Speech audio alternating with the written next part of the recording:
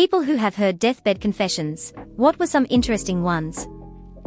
My grandma confessed to murder on her deathbed. Usually you'd think it was the pain relief, but she was such an eccentric it was actually believable. We traced all her ex-husbands, partners and any other likely candidates, and fortunately no one was missing or died an untimely death. But sometimes I wonder. My dad had Alzheimer's and ended up in a secure ward. He was blind and almost deaf. I was visiting him one day. He didn't know who I was, but he started talking about me. He said I had done better than him in life, and that he was proud of me. He was a quiet man and never told me that when I was growing up. Looking back, he did things that my dumb ass never realized were for me. Like, when he retired his colleagues asked what he'd like as a present. He chose a scientific calculator. This was back in the 1970s. He had no use for it. He gave it to me for university. I thought he was just passing it on, not realizing that he'd asked for it with me in mind. This isn't a confession, but I just wanted to share the last thing my grandfather said to me before he passed away due to lung cancer. I was about to go to Rome for a school trip, and my family told me to go to set my mind on something else for a few days. Before I left I wanted to say goodbye, as it was possibly the last time I could talk to him. He told me, "Have fun boy, I'll see you next week."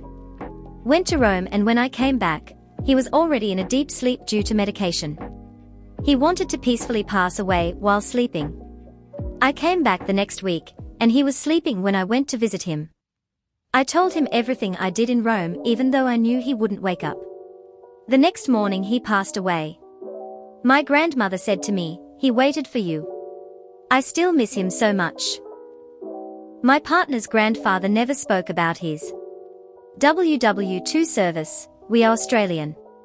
He joined after lying about his name and age, so we can't find any records. He would have been 16.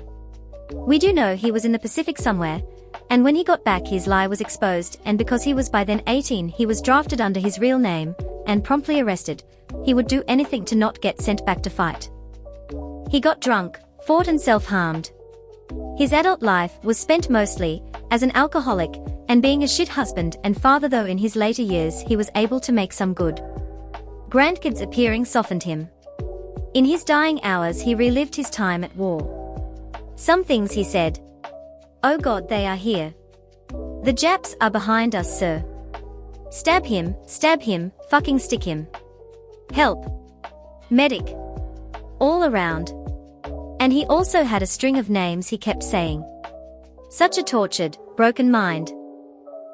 When I was in hospital, the guy in the bed next to me just asked to stop taking his meds, as he was ready to die.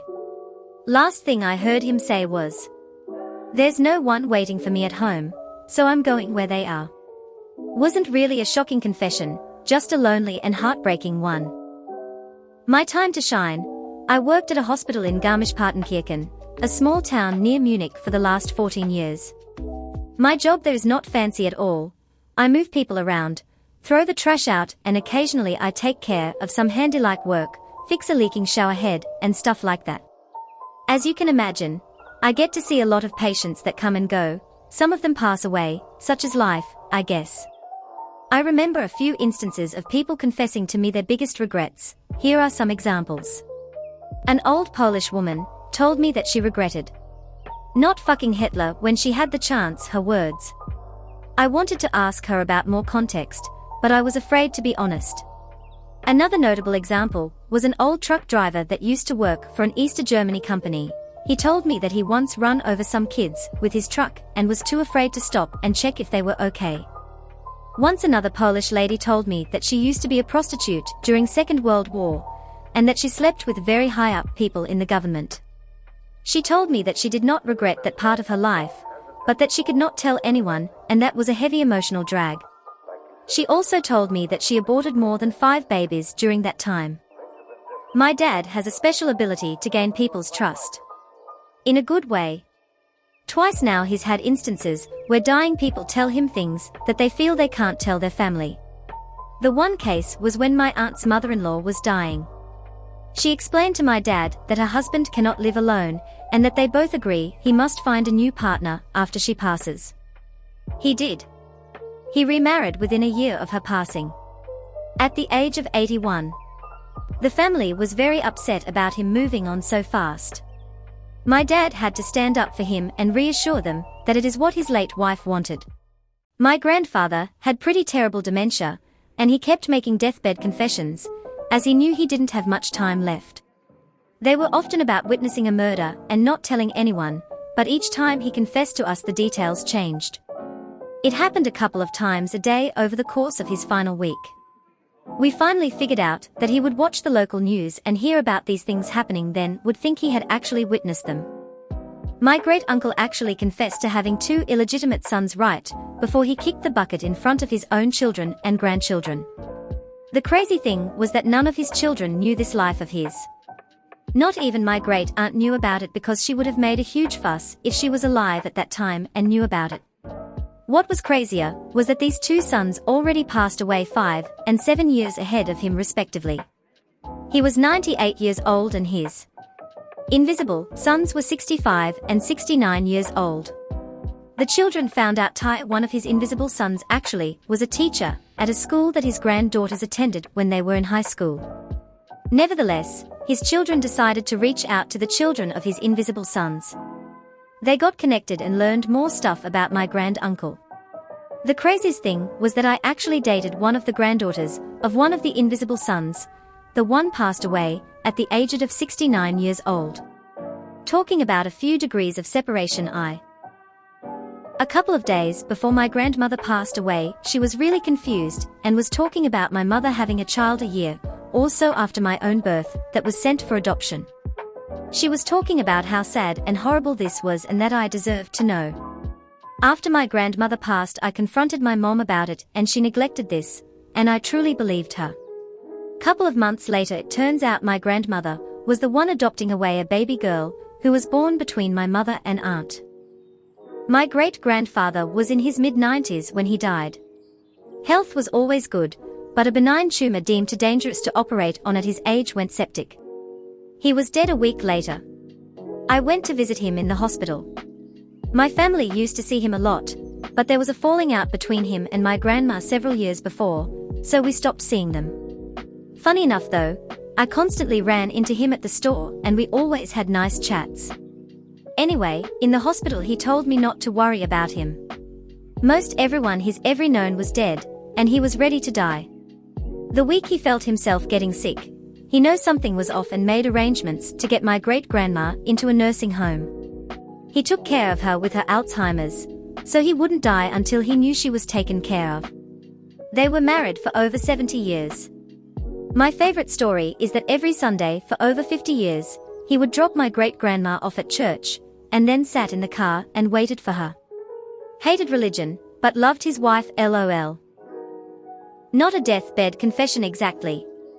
I was a hospice volunteer and worked with a man with a brain tumor. He was in pretty shape except for that. He was going nuts in the nursing home, and one day I took him for a ride around town. He had grown up there. Seemed like every other block he would point at an old building and say used to be a whorehouse there. Empty lot, used to be a building there and it had a pretty good whorehouse there. There was a whore there until it burned down. We passed by this old odd-looking apartment building that had more doors than it should have, and it appeared some of them were sealed up. He said, that used to be a crib and each door had a small room behind it and each whore had her own room. We passed under a railroad bridge and he pointed a flat area, and there used to be black woman that ran the best whorehouse in the state right there. I finally laughed and said, guess I know what you spent your youth doing. I didn't witness this personally, as it was between my grandfather and his father. My great-grandfather was not a nice man. He beat his children. One time he beat his daughter with a table leg, and I am assuming did the same to his wife.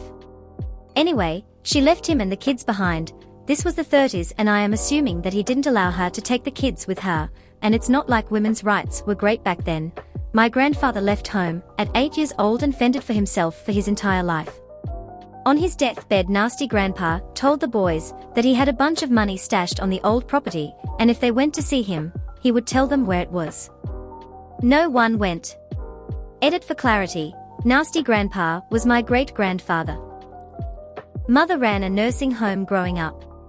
From ages 5 to 10 I spent every weekend with residents. Because I was a kid, residents often confessed stuff they thought I wouldn't understand. 2 stick out. One funny, one not. Women was dying, maybe about 96. Even had her last burst of energy or life, where she thought she was better. This is common. A black delivery man came with some flowers. After he left, she looked at me with tears in her eyes and said, "Can't believe I'm dying without having been with a colored man." Second one was while I was reading Bible verses to a resident. "I'm so sorry. I didn't mean to drop that baby in the well." My great-uncle had pancreatic cancer and was very frail because of it. I helped him bathe, use the restroom, and change him each morning. Not his last words to me, but something he said that has stuck with me since were, "I hate feeling so useless. I can't do this anymore. I'm so sorry you have to do this." Told him I never minded doing this for him. I loved him so much, and I'd always be there for him. I had to move away a few weeks later because my mom wanted me back home, as I was living with my grandparents and him at the time. He passed away shortly after, and his cat he had for almost 30 years a few days after him. He was a good man. Not a confession, but a denial and solid information that helped us clear a few pending matters. I worked for a federal law enforcement agency. We covered major felonies, some of which relate to organized crime. Not mafia per se, but open-ended criminal enterprises. We had a mid-level player as suspect for a string of cargo thefts, robberies, etc. Knew him for years. Arrested him several times. He taunted us a fair bit. Lung cancer got hold of him before we could build a solid case. Things went downhill fast. Went to see him at home, just before he transferred to hospice. That he did at least 50% of what we suspected is an open secret. I knew it. He knew it. For whatever reason, chose to give me a break. He said, "If I give you something, will you sit on it for a few weeks?" Initially, I could not agree. What if he was going to leak info about something in progress, etc.? He assured me that it could wait. I agreed. So, he said, "I know that you are looking at me for the..." I didn't do it. He admitted wanting to do it, told me who was responsible, and where we could find solid evidence to implicate 5 to 6 people. Why did he tell me? Said the other guy. Never treated anybody right. Did not ask him to elaborate. I moved on the info about 3 weeks later, after the informant died. Never had to share info source, because he pointed us to substantial corroborating info. I worked as a night janitor in the children's cancer ward at my local hospital. There was a little boy, about 6 years old, laying in bed, and he called me into his room, because he wanted help adjusting his pillow. He was hooked up with wires and stuff, so he couldn't roll over to place the pillow how he wanted. Figuring I'd be allowed to do it since a nurse wasn't really needed for it, I parked my cart outside of the room and went in. In the room, he started asking me different questions about my job. The first being, was I a nurse? I said no. He asked me if I seen his mom in the hallway, and told me that she'd gone down to the cafeteria to get him strawberry milk and a donut. I said no to that too. He was quiet for a second. Then he looked me right in the face and said, "If I pass away soon, I hope that my mom is not sad." That hit me. Like really hard. This kid was 100% aware that he could die and his mother would be affected by it. I didn't even know how to feel, so I told him that he wasn't going to pass away, and hundreds of people survive cancer, which is a big number to someone that young. I left shortly after and broke down crying in the bathroom. A few days later, I was wiping down the wooden support railings along the walls of that hallway, and his room was closed for cleaning plus disinfection. That sign is only hung outside of rooms when someone dies. Germany, post WW2. Ruth is a young German, Felician, a French soldier, falls head over heels, brought many thoughtful gifts, such as a big juicy ham for her family. They marry. His family and friends are in the south of France, but they stay in Germany.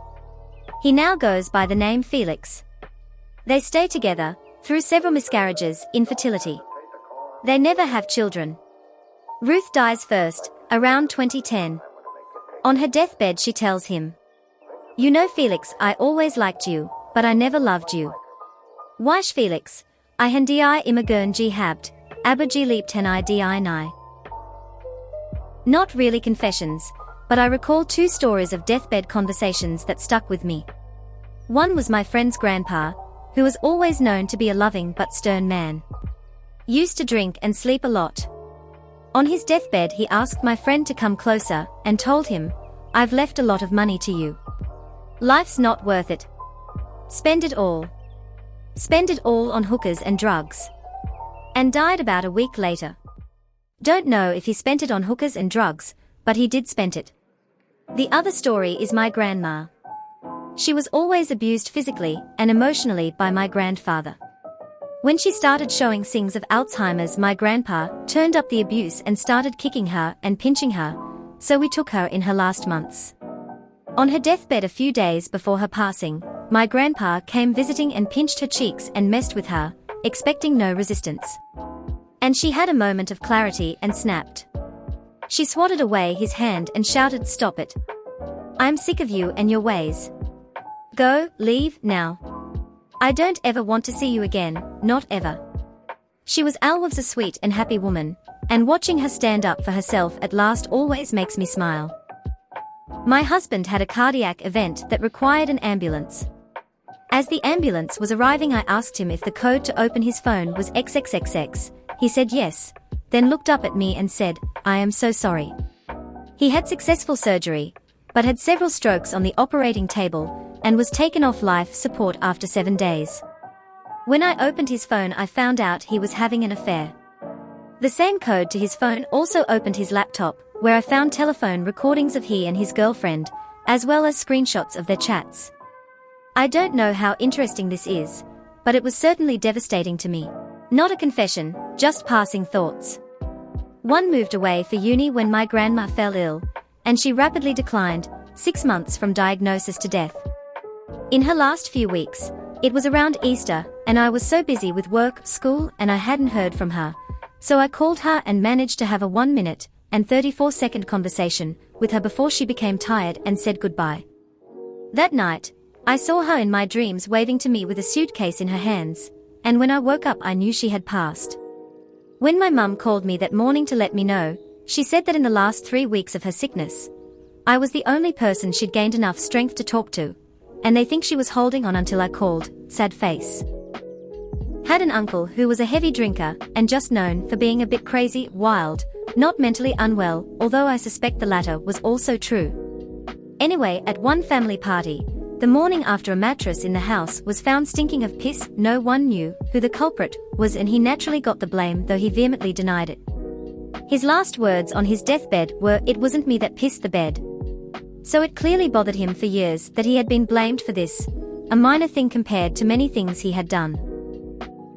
Not quite a deathbed confession, as my family didn't want me to see my grandma there, as they were worried my memory of her being a happy and cheerful woman would be marred, and they were probably right. So I got to send her a letter which they read aloud to her.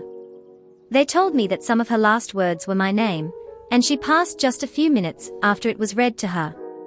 She managed to think of me in her last moments, despite being drugged heavily enough to knock out an elephant, and I'll always remember that about her. Not sure if this fits, but here it is.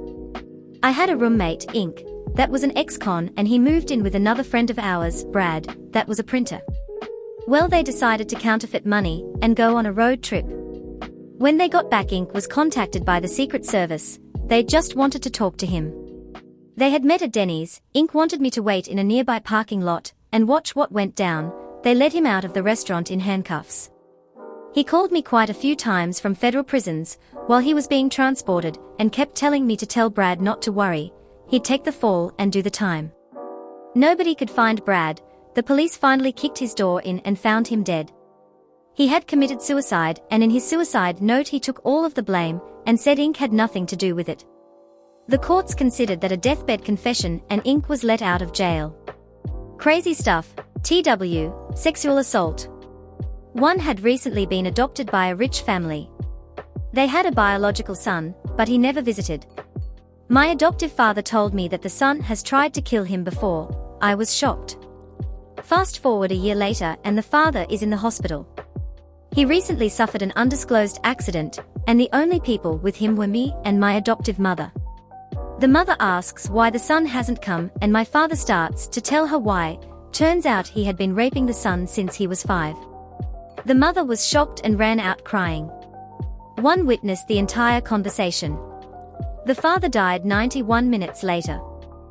The last conversation I had with my Aunt Rose. She was manic depressive, and during a visit to my dad's house, she had a manic episode. When this happens, she talks non-stop, as fast as she can get the words out. She told me she felt my dad harbored resentment against her because her sister got my grandfather killed. My grandfather used to do the numbers in the les in the 1970s. He would have a lot of cash on him in the bars late at night. Her sister was a junkie, knew this, and had him set up to be robbed. During the robbery, Gramps got stabbed and ended up dying several months later from sepsis. He did shoot both the assailants, although I am unsure of their outcomes. I only knew he was murdered, but they always kept the details from me. Not me, my father. He decided at one point to research his family tree, and was directed to a very old woman in Dude, who was the unofficial keeper of the family law, and was on her deathbed when he visited. A cousin James. He died in the war. He got drunk and fell off his ship and drowned in Bombay Harbour. Okay. Uncle Stephen. They hanged him. Right? Great Uncle Joe. He stole £12,000 from his employer and ran away to South Africa, and nobody ever heard from him again. Uncle John. Murdered his wife, then shot himself. And so on. The project was dropped shortly after. Not really a confession, but one worked with a hospice patient one time that had really intense delusions. Her main one was that she met the actor Michael Landon about 20 years before at a telethon, and he remembered her and found her in the nursing home, and they were to be married. Each telling was extremely detailed. For over a year, she told me all about Michael and their wedding plans, how Hoss was building them a beautiful ranch house. She put on makeup all the time to prepare for the wedding and described what she would wear and her flowers, but each time they were about to wed, she would tell me some catastrophe happened to prevent it. Like I said, this went on for over a year. One day I popped into her room, and she told me she and Michael had finally gotten married that morning and she'd be moving into her new home. She died that night. Thanks for watching. Like and subscribe for more videos like this one.